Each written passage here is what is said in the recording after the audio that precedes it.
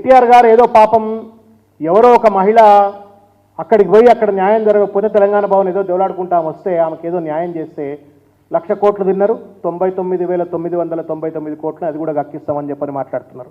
నేను సూటిగా కొన్ని ప్రశ్నలు అడగదలుచుకున్నా. ప్రజలకు రక్తపు కూడు తింటున్నారు అని చెప్పని మాట్లాడినరు. ఒక పెయింటర్గా ఉన్నటువంటి ఒక పెద్ద మనిషి, ఒక ప్రామినెంట్ పొలిటీషియన్గా ఎట్లా మారినరో, ఎట్లా ఇన్ని వేల కోట్ల రూపాయలు సంపాదించినరో, 100 కోట్ల విలువ చేసేటువంటి ఆస్తులు ఎట్లా సంపాదించినరో, బంగ్లాలు ఎట్లా కట్టినరో, ఇవి కూడా తెలంగాణ సమాజం అడుగుతుంది కదా సార్. మీరు ఇట్లా ఏళ్ళు చూపితే 4 మీ వైపు కూడా చూడపో చెప్పండి. మీరు ఒక ordinary graduate and you have been a professional painter, worked in a printing press. Today you are a prominent politician of the country and the richest politician of the state. ఎట్లా వచ్చినాయండి డబ్బులన్నీ? నేను ఒక్క ప్రశ్న అడగదలుచుకున్నాను. నేను రేవంత్ రెడ్డి గారు, మీరు ఇలా రక్తపు కూడు తిన్నారు అని అన్నారు కాబట్టి నేను ఇవి అడుగుతున్నాను. నేను కూడా ఇది రేవంత్ రెడ్డి గారి అఫిడవిట్, ఎలక్షన్ అఫిడవిట్, ముఖ్యమంత్రిగా వారు ఇచ్చినటువంటి అఫిడవిట్. 8,62,33,567 రూపాయలు ఆయన ఆస్తి. 8,62,33,567 కోట్లు. వారి ధర్మపత్ని వారిది 15,2,67,225. సరే వారి కూతురుది ఉంది, నేను I don't get into that. వారికి ఉన్న అప్పు 86,000 కోట్లు, 26,000 లక్షలు.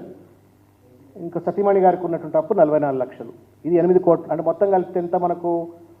ఒక 24 కోట్ల ఆస్తి. 24 కోట్ల ఆస్తి. ఇది అఫీషియల్గా చూపెట్టింది. ఇక లెక్కలు లేని పత్రాలు, ఆ జూబ్లీ హిల్స్లో భూములు, కోఆపరేటివ్ సొసైటీలో ఆఫీసులు, ఇవి నేను వెనక్కి మాడతలేను. లోపలికి వస్తే మళ్ళీ కొద్దిగా చూసిన, ఇన్ని ఆస్తుంది కదా, ఇన్ని కోట్ల ఆస్తుంది కదా, ఇన్కమ్ ట్యాక్స్ ఎంత కడతారు అంటే, వారి ఇన్కమ్ ట్యాక్స్ 22-23 కట్టిన ఇన్కమ్ ట్యాక్స్ 13,76,000 రూపాయలు 760. అంటే సంవత్సరం నెలకు 1,00,000 రూపాయలు. నెలకు 1,00,000 రూపాయలు సంపాదన ఉన్న వాళ్ళకు ఇన్ని కోట్ల ఆస్తుంటే, సంపాదించగలిగే కెపాసిటీ ఉంటే, తెలివితేటలు ఉంటే, నేను ముఖ్యమంత్రి గారికి విజ్ఞప్తి చేస్తూ ఉన్నా. అనేక లక్షలాది మంది పేదింటి బిడ్డలు, బడుగు బలహీన వర్గాలకు చెందిన బిడ్డలు, చదువుకున్న వాళ్ళు ఉన్నారు, గ్రాడ్యుయేట్లు, పోస్ట్ గ్రాడ్యుయేట్లు ఉన్నారు, యూనివర్సిటీలో ఉన్నారు. వాళ్ళకు కూడా మీ తెలుగులు నేర్పండి. నేను కూడా వస్తా, పలకబల్పం పట్టుకొని వస్తాను మీ దగ్గరికి. ఎట్లా నెలకు 1,00,000 రూపాయల ఆదాయం ఉంటే కోట్ల రూపాయల సంపాదన ఎట్లా సంపాదించచ్చో నేర్పండి. మేము కూడా నేర్చుకుంటాం. మీ విజ్ఞత నిరుద్యోగ బిడ్డలకు, బడుగు బలహీన వర్గాల బిడ్డలకు అందరికీ కూడా నేర్పండి. మేము కూడా నేర్చుకుంటాం. నేర్చుకొని మేము కూడా కోటీశ్వరులమైతాం. ఉట్టిగా మాటలు మాట్లాడటం కాదు. ఇవాళ మీ పైన ఒక బాధ్యత ఉన్నది. తెలంగాణను ఇంకా కూడా అభివృద్ధి చేయవలసిన బాధ్యత ఉన్నది. ఇచ్చిన వాగ్దానాలను సకాలంగా అమలు చేయవలసిన ఒక బాధ్యత ఉన్నది.